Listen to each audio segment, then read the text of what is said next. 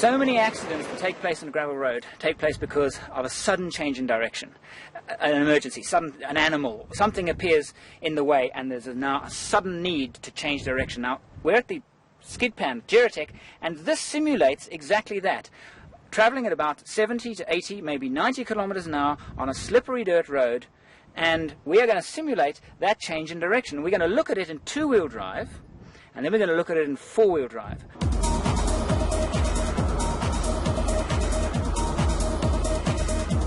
The object of this demonstration is to illustrate the remarkable qualities and safety improvements when a vehicle is engaged in four-wheel drive. When any road gets slippery, like for example a gravel road, use the four-wheel drive system that you've spent your money on. Just look at what it does to the handling qualities of this hard body on the slipperiest of surfaces.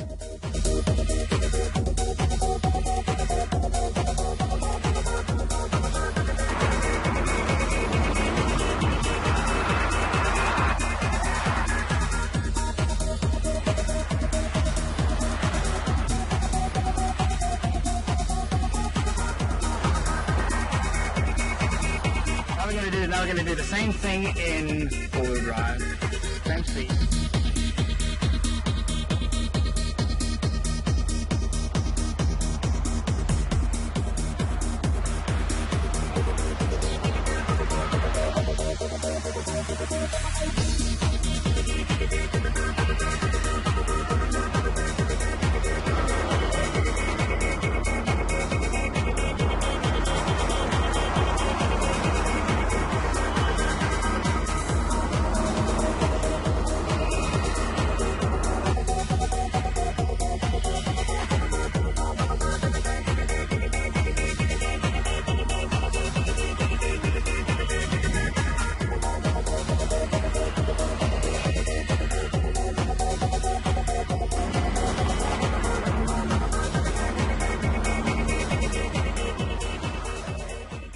There's obviously two reasons why one engages four-wheel drive.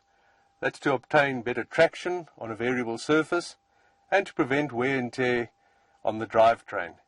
So as a rule of thumb, when you leave the tar road, that's when you engage four-wheel drive. When you go onto a normal farm road, dirt road, corrugated road, you'll benefit from running in high range, you can still move at a higher speed, and you've got the benefit of the added traction in case you slide or skid. When you see the obstacles and the terrain get more severe, the terrain changes, you get ditches, dongas, thick sand, mud, that's when you slow down, stop, and that's when you engage low range.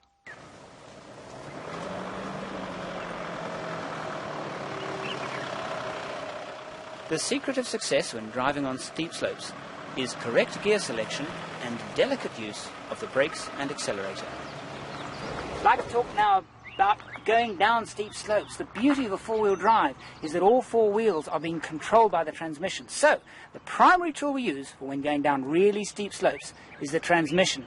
The transmission slows us before we use the brakes. Let's go. Right, selecting the gear. The lowest gear possible. Low range, first. Foot off the clutch, foot off the brake. I'm relying 100% on the compression of the engine and the action of the four-wheel drive, which is slowing down all four wheels to slow the vehicle. I have control because the likelihood of locking a wheel, because I'm not touching the brakes, is low. Therefore, I'm going to have steering control all the way down the hill. So, transmission is the primary tool to slow a vehicle down a steep slope. And what happens is, sometimes it gets too steep, and I've got to use brake. I use the brakes gently, feathering them. I do not put my foot on the clutch. I leave the engine, transmission working for me. And I feather the brakes. Be sensitive. If a front wheel locks because of heavy braking, you will lose steering control. If that happens, ease off on the brake immediately. Regain steering control, continuing to feather the brakes. This hard body is being driven correctly in low-range second gear.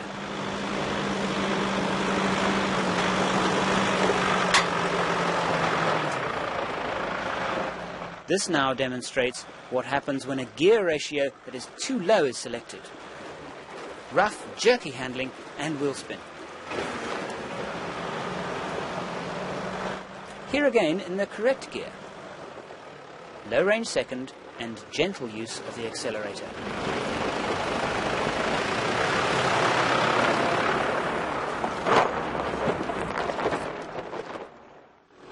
Too much power at the wrong time also causes problems. The key here is to ease the accelerator when the wheel begins to spin.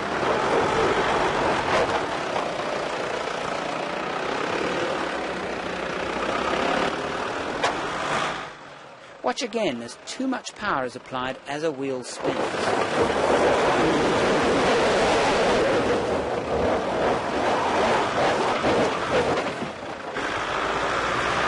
Now the correct method. Gently ease the accelerator when the wheel begins to spin. Do this and the wheels will regrip.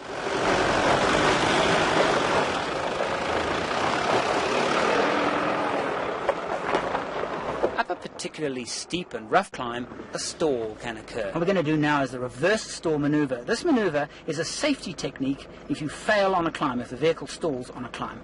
Let's see if we stall. Maybe we'll get up.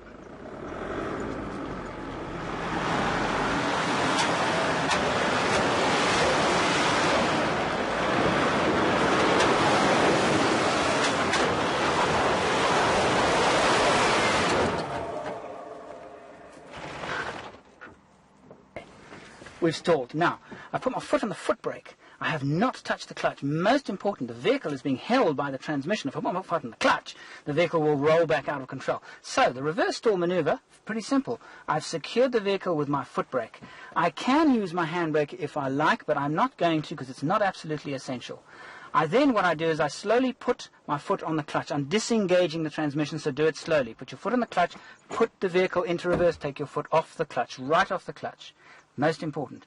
Now I'm actually going to start the vehicle in gear, which is a bit odd, but it means that when the vehicle is moving, it's always being controlled by the transmission. So I'm going to ease off the brake. Okay, you hear that? It's now on the transmission.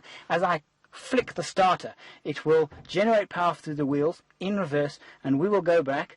As we learnt going down, we will now go backwards under the compression of the engine, and we won't slip and slide. There we go. Always under compression of the engine. So the key is never touch the clutch when the vehicle is moving or on a very, very steep slope.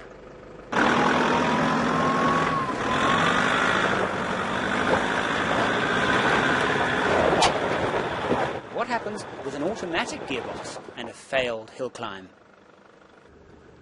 Automatic transmissions should not be put into reverse, as this pushes the vehicle backwards, too fast in most cases.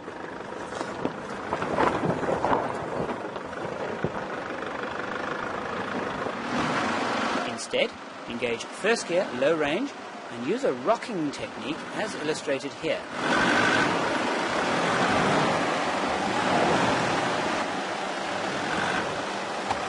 Do this gently to avoid overstressing the gearbox.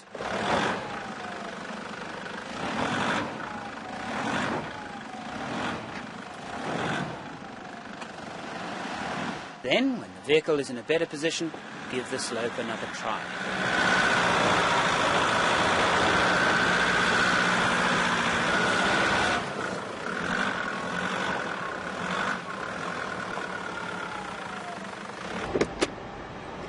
And going down steep slopes with auto transmission.